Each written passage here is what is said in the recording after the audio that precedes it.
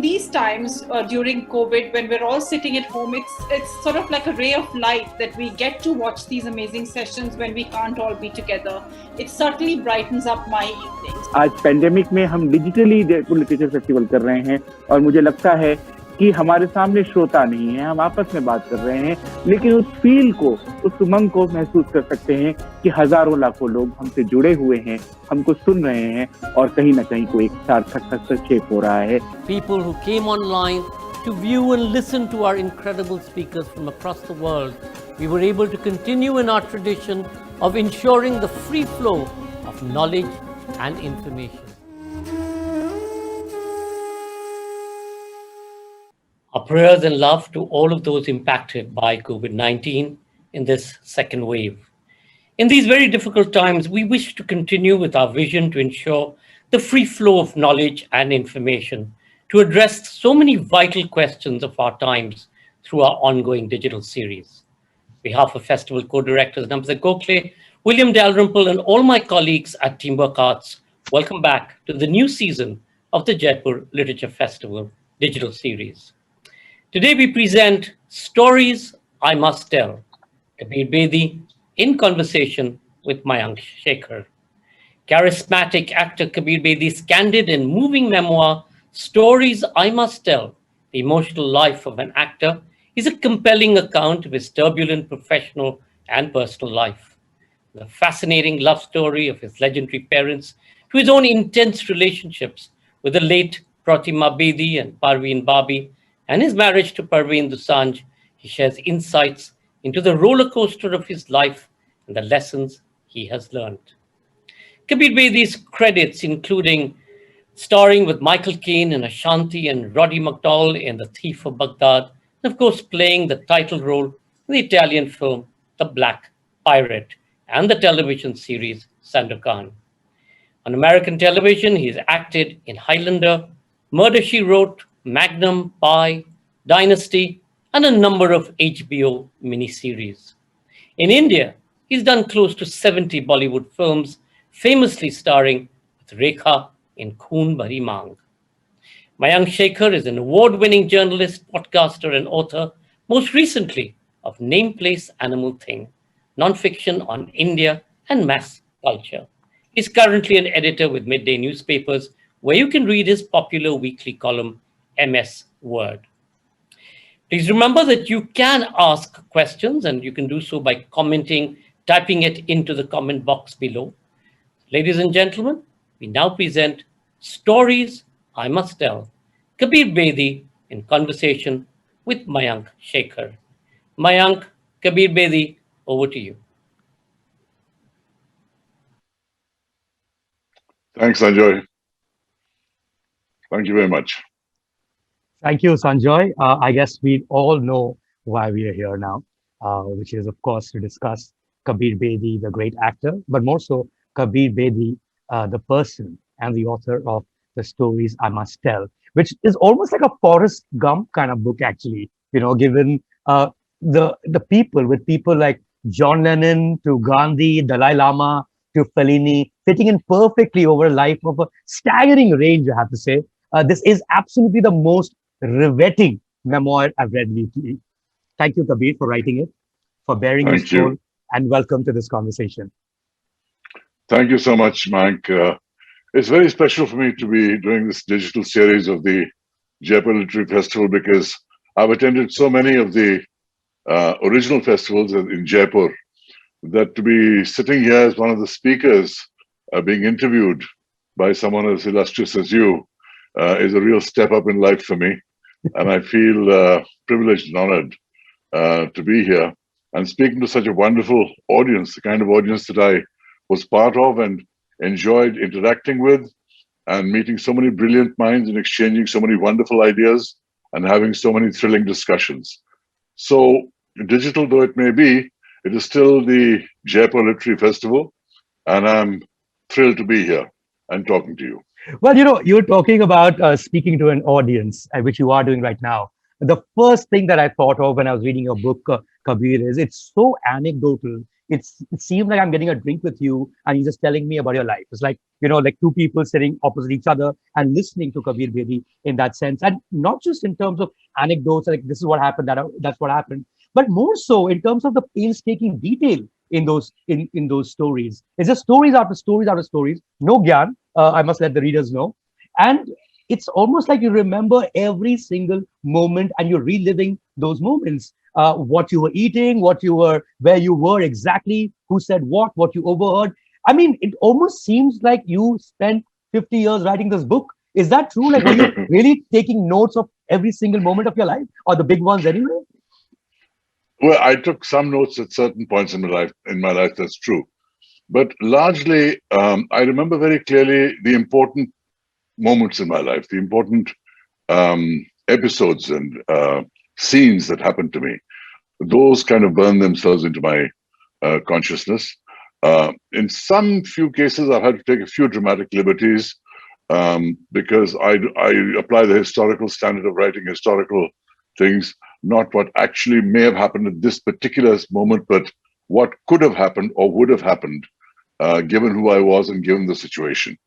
So a few liberties have been taken, but by and large, it's a fairly truthful and authentic account of the life that I lived and all the ups and downs of the roller coaster journey that I took, starting in Delhi, going on to Bombay and advertising and theater and Bollywood, etc. And then Right.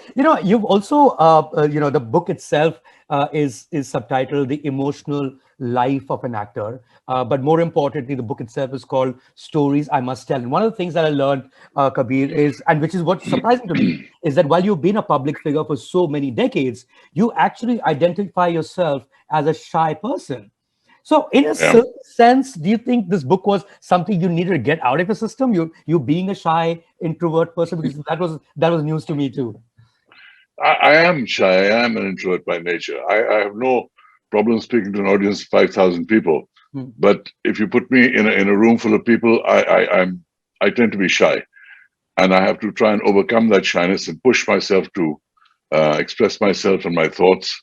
So that is certainly part of it. But the story that I wanted to tell was within me. It was sort of something I wanted to write for many years, and the pressure sort of kept building up inside me, almost like it was just bursting to come out of me, like an unborn baby pushing hard with its legs, And I wanted to write this, but I didn't know how, because I made many attempts over the years, and they all ended up in the trash can after the first 50 pages. I just got bored with it. I thought nobody but the most diehard fan would be interested in this. So I tried to figure out how I would do this. And I remember asking Khushwant Singh, I said, firstly, tell me one thing. How do you get so much written? And he said, phone chakke rakhse ho. Pick up the phone and put it down. I said, okay. I said, but phone chakke naal gal thodi bandi hai. He said, no, you have to make time for it and you have to allot a fixed regime for it. And then I realized that, and I always had an ability to write because my mother had great sensitivity as a writer. I was trained as a copywriter in advertising. I knew I could write well, but that didn't make me a writer. So I set aside that time, and I would wake up in the morning, make myself 2 cups of tea, sit down at my computer, start thinking. And one day I just had this great insight that the story form that I really liked the most in terms of what I felt confident about writing was short stories.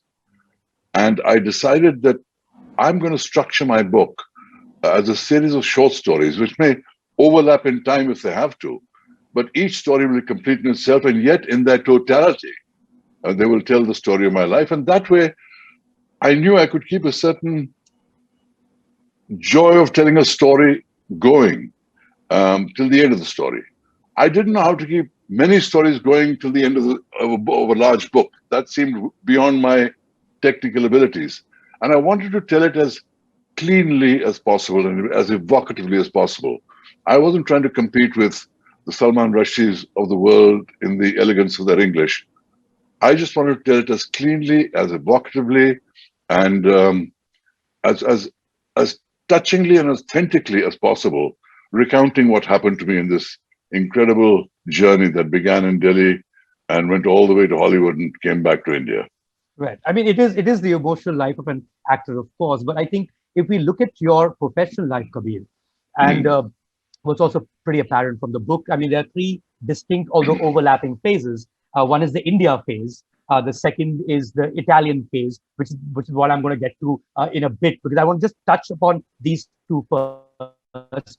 The India phase and the Hollywood phase, the second phase, in terms of places, in terms of geographies, in terms of the film industries you were part of. Now, the India phase, for instance, which is really looking at the late 60s, early 70s, I mean, 70s onwards, there's the whole Juhu gang, you have your friends, Mahesh Bhatt, Shekhar Kapoor, and there's that whole element which is fascinating, of course, captures the spirit of those times. And then there is the other, which is the popular culture of the times, the popular cinema, which needed you to be a certain kind of guy. I mean, did you feel the kind of films that you were doing was not exactly your sensibility in terms of how you were and what your expression in the medium was? Or did you think that in a world of, say, Amitabh Bachchan's, so to say, as a superstar, you'd have to be a dancer in order to really fit into the typical mold of a Bollywood star? Is that something you went through at the time, Kabir? Yes, I mean, that was certainly one of the big issues I had, because I fancied myself as a very serious actor. Acting actually was a hobby of mine. It started in school, it carried on in college at St. Stephen's. When I came to Bombay, in advertising, Alec was my boss, Alec Padamsi. He heard about my acting, he cast me in a play, was very impressed, cast me in the lead of Tughlaq, which was Girish Karnad's first play, became a mega hit in Bombay, and it was led to producers coming. And I joined the film industry actually wanting to be a filmmaker, thinking, let me join the industry and we'll see how it goes. So my ambition wasn't to be the greatest actor. I just wanted to sort of bide my time until I became a director. But I was able to act, it was one of my skills, but I didn't want to get into the song and dance routine. That wasn't my scene. Mind you, I want to clarify, I love watching song and dance. I think India does it better than anybody in the world. But I avoided that in my, as far as I could in my early films. And then the Italians came along and I saw the opportunity that it presented, that I could perhaps go abroad and have a career as an actor without having to sing and dance. And that was one of the things that took me out of Bollywood. And that's, maybe that was a good thing, because that's what pushed me to accept a rather insulting offer of coming to Italy at my own cost to audition when I was an established actor in India. But it's a question of recognizing opportunity, and I did. And it led to all kinds of wonderful things in Italy. Right. I mean, pardon my pure ignorance, and it has a lot to do with my age, actually. What completely blew my mind about the book was the level of stardom that you enjoyed in Italy. It's incredible, the fact, some aspects of that stardom, the fact that, the registration office, the name registration office in Italy had an issue because everyone wanted to name their kid Kabir, and there is no K sound in Italian. And that fascinating story of an entire building collapsing because all the fans threatening to collapse, yeah. And that was, in fact, in Spain, if I'm not mistaken. That's correct. Seriously, Kabir, I mean, in that sense, what has been your most favorite memory of enjoying that stardom? I mean, the one that comes to my mind in terms of story, I'd love you to recount it, is the Gina Lollobrigida, the night with Gina Lollobrigida. But is there any other that you can? Well, let me talk about, see, when I went to Italy, I'd been cast in the role of Sandokan. And Sandokan was like the Robin Hood of Italy. And films had been made on him before, which hadn't made much of an impact. But this was a television series. So Sandokan is an Italian character, if I'm not mistaken? No. Sandokan was written. Okay. Sandokan was written by Emilio Salgari, who was a writer in the 19th century. And every Italian school kid read the books of Sandokan. But they'd never made a successful film on him. until my series came along, and somehow it all came together. I looked like the original drawings in his books. There's a story about Salgari I'd like to tell also, which is very interesting. But it caused it was Beatlemania, if you can imagine that, all over Italy. As they say, the streets were empty when Sandokan was being screened. And if I stepped onto the streets, people were screaming and tearing my clothes off. And it was pure hysteria. So at the height of this hysteria, where literally I'd gone there with Parveen Babi at the time, and we were on the cover of every magazine, every newspaper, being interviewed in all radio and television stations. It was madness. In the middle of all this, we get this invitation from conveyed by Cecil De Mello, who was the manager of Air India in Rome, saying Gina Lollobrigida wants to have dinner with you. We were blown away because, the two big certified international divas of the Italian screen at that time was Sofia Loren and Gina Lollobrigida. And here was Gina inviting us to dinner. So, of course, we said, fantastic. So we went to a house, beautiful house on the Appian Way, the Via Appia, the most important road in historical Rome. Fantastically beautiful home. We arrived there, and the evening began badly. Because from the time I arrived, and Gina greeted us at the door, she was talking to me and introducing me to everybody, and she refused to talk to Parveen. And I could feel Parveen's temperature rising, but I didn't want to offend the great Gina Lollobrigida in her home. So I kept smiling and accepting everyone's compliments while keeping a wary eye on Parveen.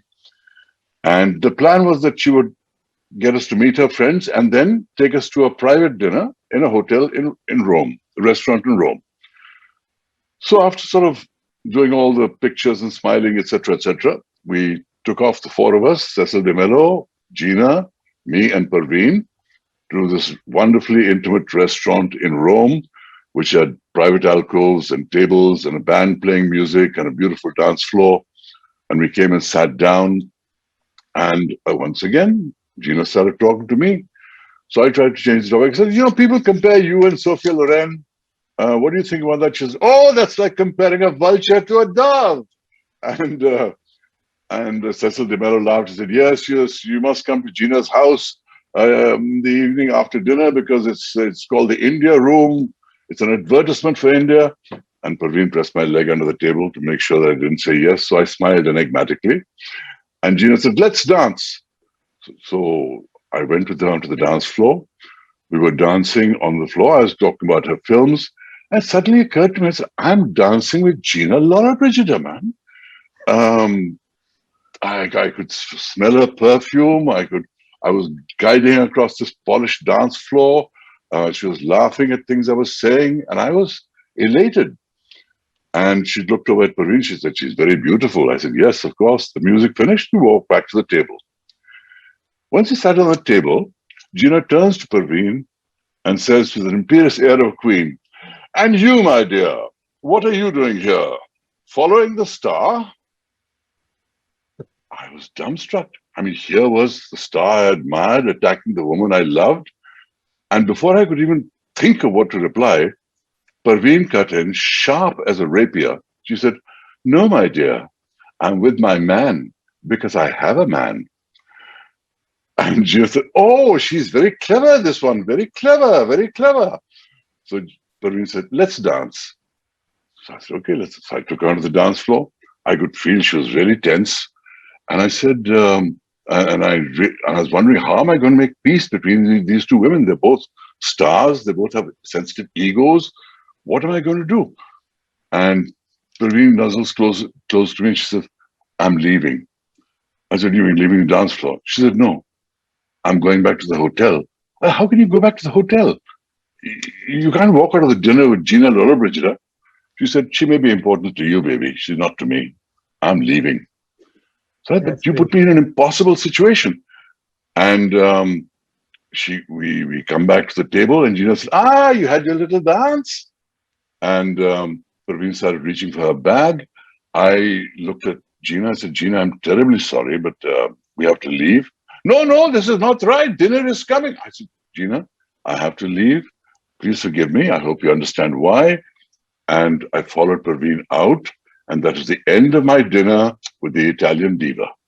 Wow. That's the Gina Lollobrigida story. There's many stories that pepper the book. Do you think back and say, I wish you had just stayed back that night? Does that cross your mind? Of course, it crossed my mind. I had become a star in a country, but I didn't know the stars of the country. Right. I didn't know who was who. She would have introduced me to the whole lot. She would have introduced me to people in Hollywood. There was a big temptation to stay back. But the fact is, she had been rude to the woman I loved, and there's no way I could have stayed on with Gina and let Parveen return, because I couldn't imagine doing that. I loved the woman, and I didn't want to see her disrespected. You chose peace, basically. You chose peace for the night. I chose peace, and I chose to respect the woman I was with. Sure. That was the main thing. Sure. But I mean, like a guy from Delhi/Bombay. Italian superstar. Like, did you speak Italian, Kabir? Did you learn the language? Did you shoot it in Italian? How does that work? It was very strange. No, I didn't shoot it in Italian. Sure. Because actually, Sandokan was a co-production between the French, the German, and the Italians. And when they do co-productions, the only language they can agree on between themselves is English, because they all are used to dubbing foreign films from English into their language. Right. So English was a language that was actually spoken in Sandokan. However, though I said it was shot in English, the fact of the matter remains, the Japanese actors spoke in Japanese, Italian actors spoke in Italian, German actors, Hans Kanienberg, spoke in German. Everyone spoke their own language, and eventually it was all dubbed into different languages. That is fascinating. So you you knew what they're saying, but you don't know exactly what they're saying. Right? Yeah, I would say I knew the scene, I knew the emotions, I knew the interactions, I knew the what you need to know for a scene. Right. But if this guy was speaking German, I say, okay, just tell me the last 3 words that you finish with, because I'll know that you ended, so I can start my lines or start to do what I have to do. Right. And that's the way it worked. It was an interference in the performance, but the fact of the matter is, Bollywood trains you to act in the face of impossible interruptions and distractions. And that's one of the things about Bollywood, which I have to thank them firstly for launching me as a professional actor, other than Alec that began the process. But had I not been a professional actor in Bollywood and a known actor, the Italians wouldn't have heard my name. So I have to thank Bollywood for that. Many things I have to thank Bollywood for, which includes the ability to perform with a lot of distractions going on around you. Right. But what about the subsequent productions, Kabir? The other stuff that you did in Italy, were they all in English? After that, I did I did some in English, I did some in Italian. After that, I basically learned enough Italian to be able to act in Italian films. And I've been very fortunate that way in Italy, that they sort of tailor roles for me. I'm always cast in Italian films as the outsider. In The Black Pirate, I played a Dutch pirate bent on revenge. And the Maharaja's Daughter, I played an Indian. In Mysteries of the Dark Jungle, I played a sage. So it was always these characters where if the Italian wasn't perfect Italian, right, it didn't matter. It was the Italians as spoken by foreigners. Right. It's a bit like how Katrina Kaif acts in movies here. Would that be correct in Bollywood? I'll leave that to you. Times, yeah. But Kabir, actually, I want to stay on in Italy for a little longer, and that's because there's another connection that you have with Italy, and that is your father. And yes, that's another story that completely blew my mind that I had no idea about. Baba Bedi, your father, a communist, moved from communist revolution to embracing religion, started and founded like an institute in Italy. I mean, he was in many ways a healer, in many ways a thought leader as well. I mean, I'm just quite interested to know exactly what his philosophy was, Kabir. I mean, there is a part where you mentioned something to the effect of how there is creative energies within us, and that needs to be unleashed. Otherwise, it causes disease. I mean, that's Yes. roughly the idea, isn't it? What exactly He had many dimensions to his beliefs, some of which I've explored in my book. I mean, my story is my story, so I can't fully explain all his story and all his philosophy. But I have explored his story. I've stated the main parts of his story, and it's quite a story, because here's an Indian that goes to Oxford and meets on a scholarship, meets an English girl there on scholarship, proposes to her, and brings her back to India. And she, an English girl, agrees not only to come back to India, but fight the British as a Gandhian Satyagrahi. I mean, there's a whole incredible story out there.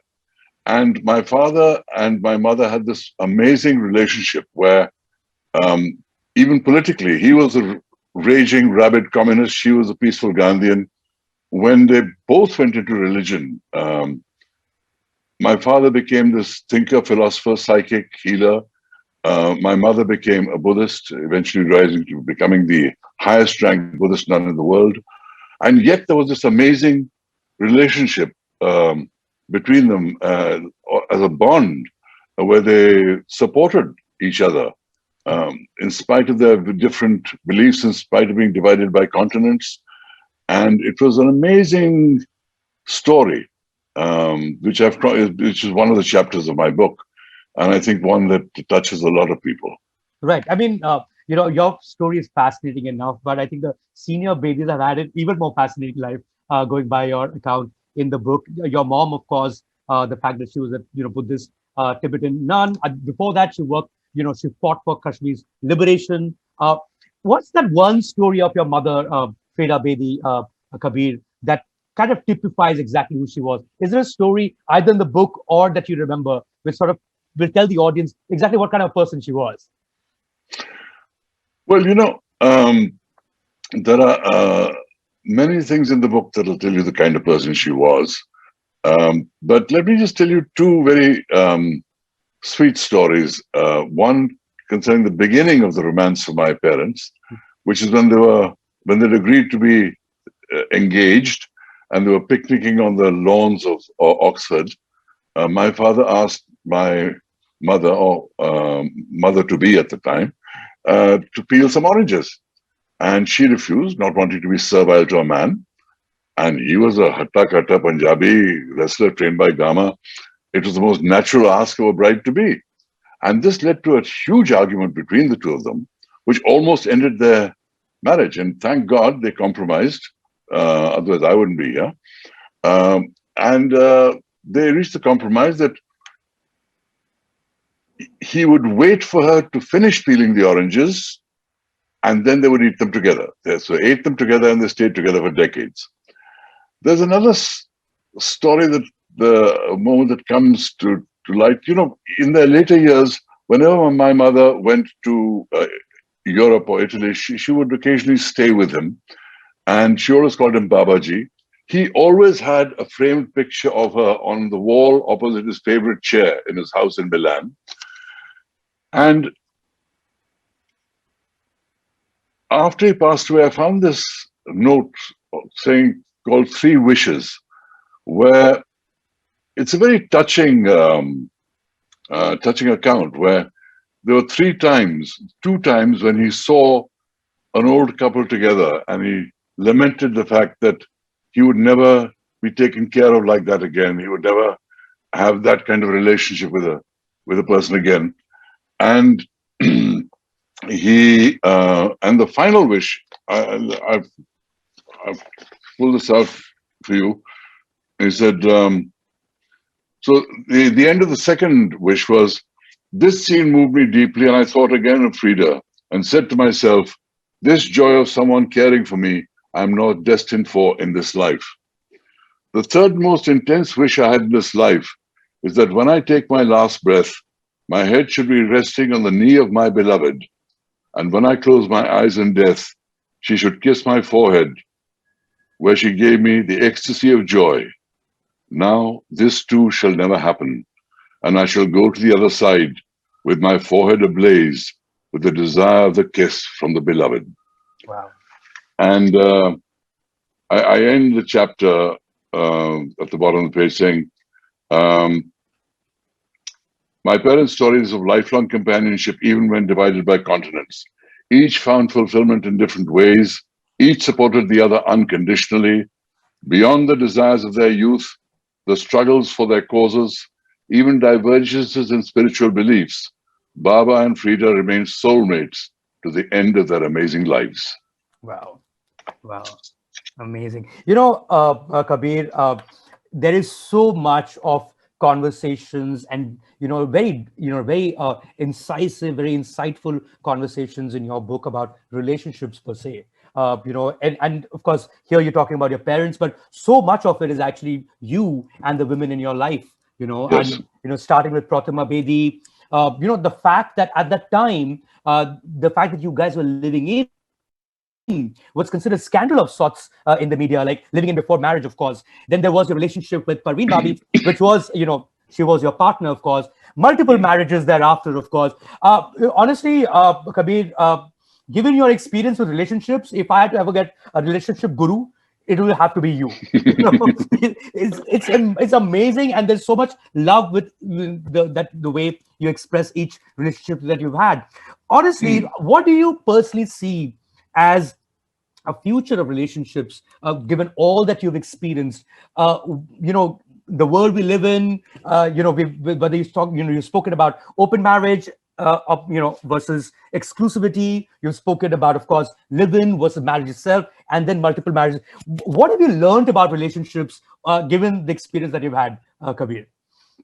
Oh, I've learned a lot, and I've shared a lot in my book, and it's impossible to summarize it in a few words, because with Pratima, from being children of the 60s with flower power and whole change in social consciousness with the Vietnam War on and people demonstrating for peace and psychedelic clothes and hippies and the whole drug culture, everything was part of things that we grew up with, and we were part of, and we were trying to push the norms. We were trying to be the rebels of the age, and our relationship began in a certain way, and then with various infidelities going on, evolved into an open relationship. Sorry. Right. A quick one before we talk about relationship, because you just mentioned psychedelic drugs. You did ask this question to John Lennon, whether he did LSD. Did you do LSD, Kabir? No. No. Okay. No. My considered answer has to be no. Okay. Say no to drugs anyway. Yeah. Sorry, you're going. No. And I asked John Lennon that, and he also said absolutely not. It turned out that he had actually. It showed up in their music later. But he said, "Don't. That's very dangerous." So that conversation I won't go into, because I had a conversation with Paul and Ringo and George, and they were my gods. I was the greatest Beatle fan on the planet. How I got in to see them, how I got in to interview them, and the cleverness I had to use to get past their manager, all that's wonderfully chronicled in my book.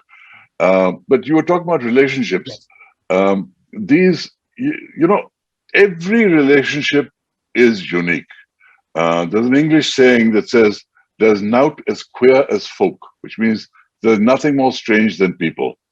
Everyone's got their peculiarities. Everyone's got their desires. Everyone's got their tics. Everyone's got their sense of right and wrong. So each relationship is unique, but times do change, and there are general trends that happen. And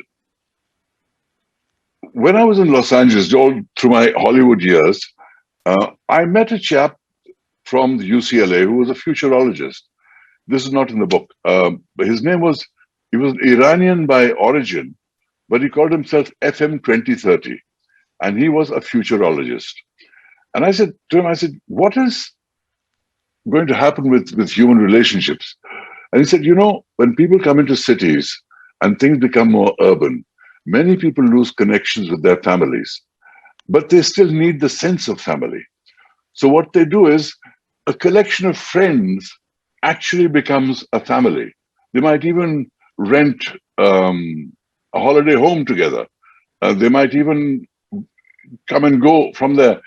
Sex may or may not happen. That's not the intention. The point is, it is meant to be the sense of a family.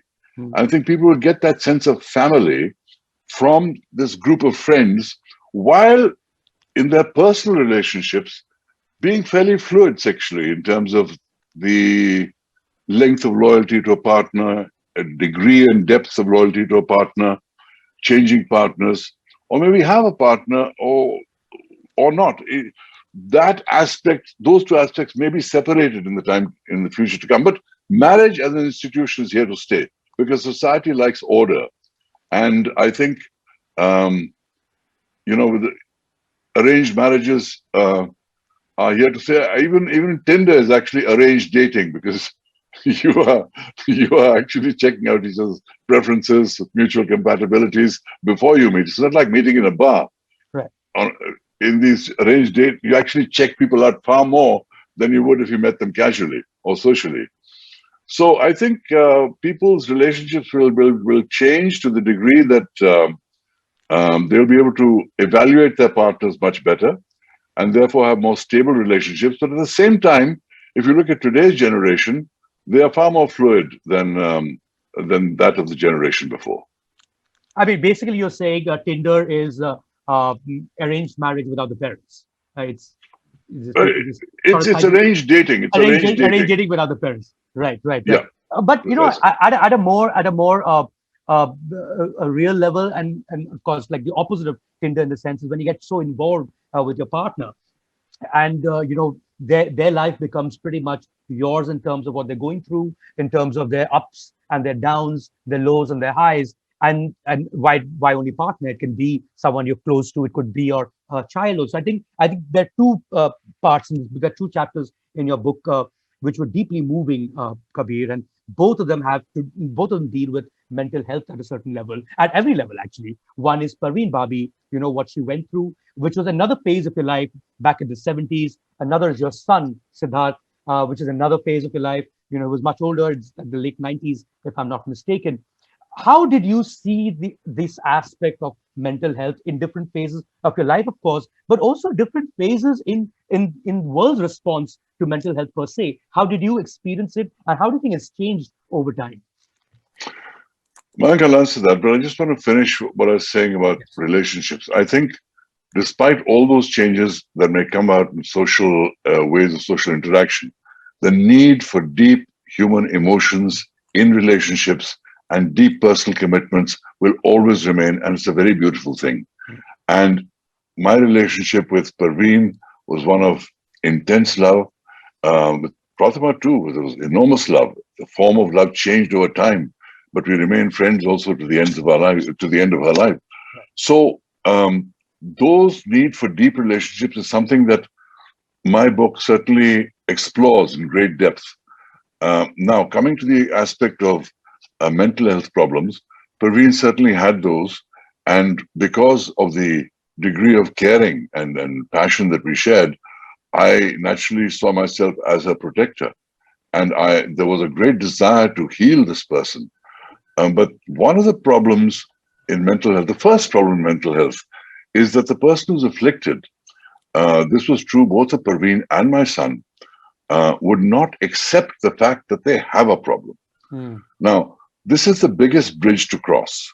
How do you convince them that there is a problem that needs to be addressed? And there are various ways of doing it. In the case of my son, we did cross that bridge, and that had a whole other sequence of events that followed, all deeply moving, deeply hurtful, deeply troubling.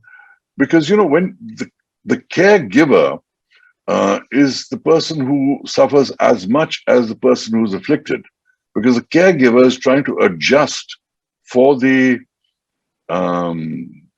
mental problems that the other person has, for the irrational behavior, for the at times unreasonable behavior, for the highly emotional behavior at times.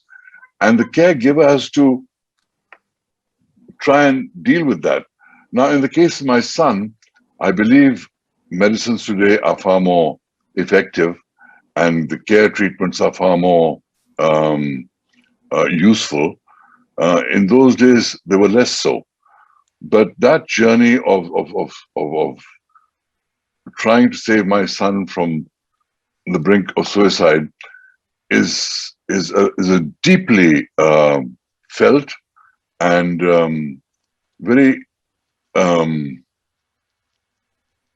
deeply moving part of my book, because it's something I had to relive and re-experience and go through the same emotions when I was writing about them as when I was actually going through them. And in the case of Parveen Babi, her refusal to accept the problem was the greatest tragedy that eventually led her to leave me. Right. I mean, I have 10 minutes to end the session, which means I should take some questions from the audience right away. There's one question from Divjani Mukherjee who asks your advice to the fresh and talented Indian actors about seeking their prospects in international movies. I would never dissuade anyone from following their dreams. But firstly, let's be clear that it should be a passionately felt dream. Because even to become an actor in your own country is a road full of pitfalls. And every day there are trainloads of people coming into Bombay wanting to join Bollywood and become actors, and if not just actors, to become huge stars. Those dreams will always remain. When you go abroad, you are doubling the odds against you, because A, you're not among your own people, B, you're not speaking your own language, and three, they're not writing roles for you. And these were the problems that I faced in Hollywood. The fact that, you know, I was able to get the Bond film was only because I was very famous in Europe at the time. And the Bond film franchise, being one of the longest running film franchises in history, with a worldwide fan base, always try and expand their audience. And so they wanted an Indian for the role. So they found an Indian who was popular in Europe. It's perfect. So I got the role, not because I went to Hollywood. In Hollywood also, what I found was that they had no hesitation in taking a white actor and painting him brown for an Asian role. So that has lessened today. Today, I'm delighted by the success of actresses like Priyanka Chopra and Cal Penn and other Indian actors who are working abroad, because diversity has become an issue. We protested it loud and clear. So it is a little easier, but don't think it is easy, because it is really a very difficult road to hoe, and it's something that you have to think about how you can really break through and what level you want to break through.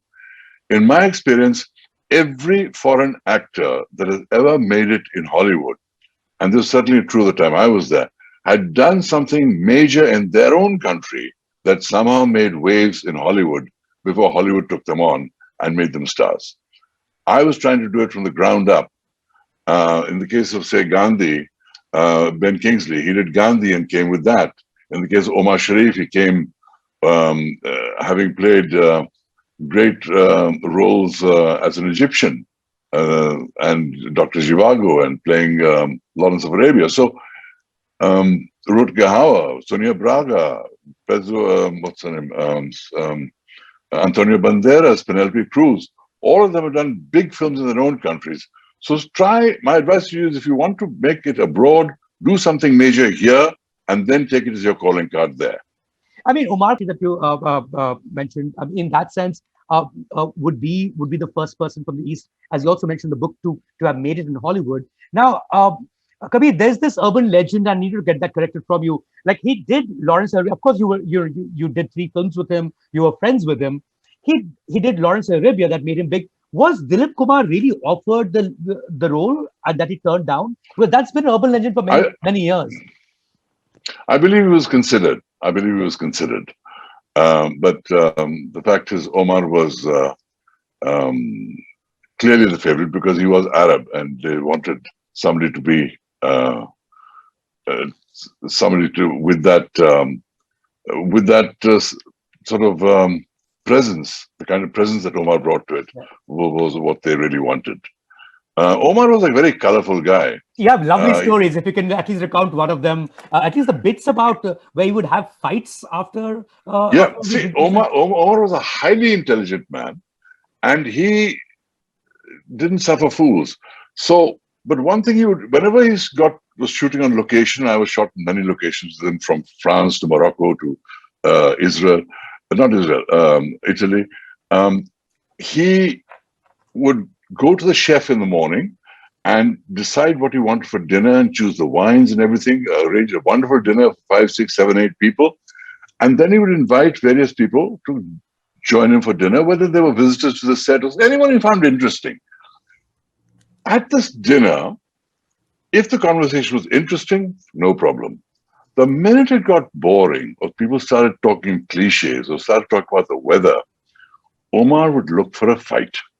He would look to see somebody saying something out of line, like someone might say, "Well, Omar, that's your opinion." He said, "What do you mean, my opinion? You think I'm a fool? Huh? You think you know? You know nothing." And the fight would start, and these fights would end up with either the person leaving the table in tears, or with Omar banging down his napkin on the table and walking off in a huff. It was his form of excitement. He needed excitement in the evening. He had that temperament. He needed the kind of adrenaline rush that gamblers get. He needed that for his excitement. But he was a magnificent man, and I always adored him because he was the true trailblazer for Asian actors in Hollywood. And I became very good friends with him over the 3 films I did with him. Right. I mean, when you look back at your entire career, so many ups, so many downs, but by and large, a fascinating story to tell, regardless, which is really the book. Is there anything that you firstly won? Is there anything that you regret? Second, what have you learned about life in terms of fame, which is deeply ephemeral, and money? I mean, there's a fascinating account here about how you lost most of your money to the stock market. What have you learned about life through fame, through money, and of course, any regrets, Kabir? So no pressure there, huh? Only 3 major questions on 3 major aspects of life. Fame is something which so many people want and seek. Fame is really a search for immortality. But as Woody Allen says, I don't want to achieve immortality through my fame. I want to achieve immortality by not dying. And another time he said, I'm not afraid of death. I just don't want it to be there. I just don't want it to be there when it happens. But, fame is something which has its upside and its downside. The upside is very clear. You can reach people you want to, that you need to, that you like to. It's nice to be appreciated and all those things. The downside is that you do lose the joys of anonymity, which is you can't sit at a roadside cafe admiring a park in the sun because too many people come and hassle you in the process. You can't have an intimate moment with the one you love in public, on public places. But on the balance, I'd say the benefits of fame are greater than the minuses. Money, I grew up in a home where there was very little money because my parents were such idealists that they never made any money. We haven't got time, so I won't go into them, but it made no money. But I grew up without a home in Delhi. We were constantly shifting homes. Once we even lived in tents on the outskirts of Murrell, but not the tents of the poor. These were the tents of the Maharajas of Patiala because they were loaned to us by the Maharani because we were very intellectually connected and socially connected, but we had no money. And while waiting for a government flat, money ran out. We had to borrow tents to live in. So there was always this insecurity about money. And I came to advertising, I got a good job, and yet because perhaps I was used to insecurity, I gave up the security of possibly a very lucrative career in advertising to enter the film industry with all its uncertainties. And then when I made a lot of money, I just assumed I'd always have it because, if you don't have money and suddenly have a lot of money, you think, how can this ever finish? It's like a pot of gold without a bottom. It's there forever, and it's there. It's huge amounts. So the answer to your question is, if you have money, be very careful of it. So I advise people to be very careful with money, guard it, and be careful with it, because it doesn't pay to be careless with money. And as the saying goes, a fool and his money are soon partied. So don't spend it on lots of parties because you may be parted from it. I'm going to end on well, this was a serious note, on a lighter note. And the one thing that has not changed about you, Kabir, through these years, right from when you were India's most famous model to right now when you're an actor, is the beard. Man, you never ever remove your beard. It's always the Kabir Bedi beard. What's up? Like, did you decide that no matter what, this is going to be a standard? Now, of course, everyone wears a beard. It's a very common thing. It wasn't so common, especially for actors over generations. Was it a call you took? Is something that you told yourself, that's your look forever? You see, what happened, the first hit film that I did in Bollywood, which was Raj Khosla's Kache Dhage with Vinod Khanna, I had to grow a beard for it. And because the film became a hit, and producers are superstitious, said, "Aapki beard bahut lucky hai, shave mat kijiye." And my beard was deemed lucky, and it became my trademark. I did the next few films with it. Then the Italians came. And one of the reasons I got the role was because they wanted a tall, athletic, preferably bearded actor. And I was already a perfectly bearded actor. So Sandokan happened. That became my image there. And I thought, if Yul Brynner can make a career being out of a bald head, I can make a career with a beard. Let that be my trademark. Let that be my differential. And I liked having a beard. I enjoyed having a beard. So it just stayed with me through the years. At times, I've taken off the sides just to give me a goatee look. At times, I've had mustaches like this for different roles. But in essence, the beard has always remained with me. And I'm happy to be defined by that as a trademark, as it comes in and out of fashion over the years. Well, just recommending the book again. This is a Jesus Christ look, clearly. And there's Kabir Bedi with the beard. I wish you greatest success for this book, Kabir. Thank you so much again for writing this. Thank you so much for the conversation. Thank you, Mayank. Enjoyed that greatly. Yes. We're going to talk a lot more, but yes, of course. It's better to leave. It's better to leave when people say, why are they leaving, instead of when are they leaving? True. Back to you, Sanjoy.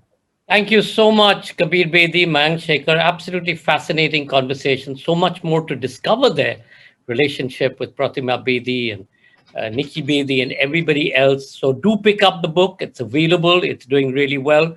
Kabir, we look forward to seeing you again in person in one of our festivals.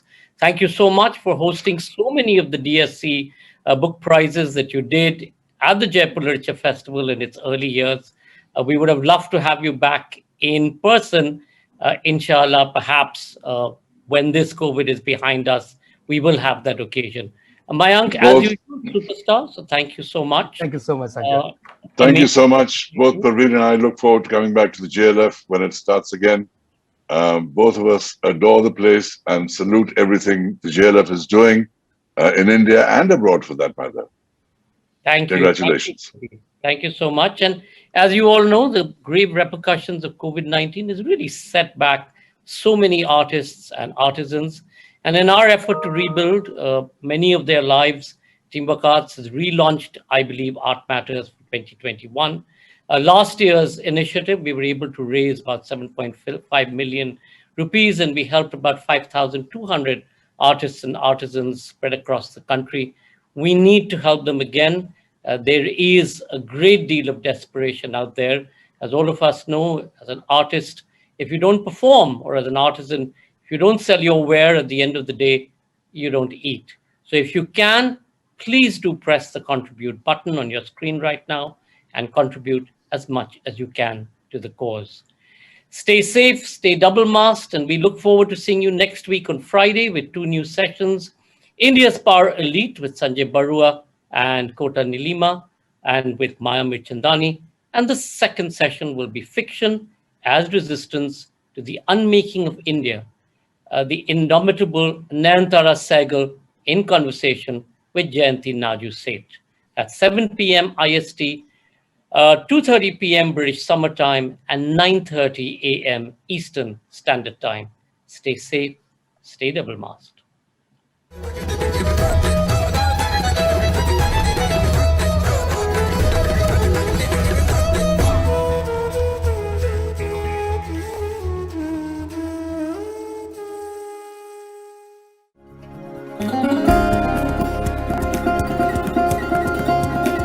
In these times during COVID, when we're all sitting at home, it's sort of like a ray of light that we get to watch these amazing sessions when we can't all be together. It certainly brightens up my evenings. आज pandemic में हम digitally Jaipur literature festival कर रहे हैं और मुझे लगता है कि हमारे सामने श्रोता नहीं है, हम आपस में बात कर रहे हैं, लेकिन उस फील को, उस उमंग को महसूस कर सकते हैं कि हजारों लाखों लोग हमसे जुड़े हुए हैं, हमको सुन रहे हैं और कहीं ना कहीं कोई एक सार्थक हस्तक्षेप हो रहा है. People who came online to view and listen to our incredible speakers from across the world, we were able to continue in our tradition of ensuring the free flow of knowledge and information.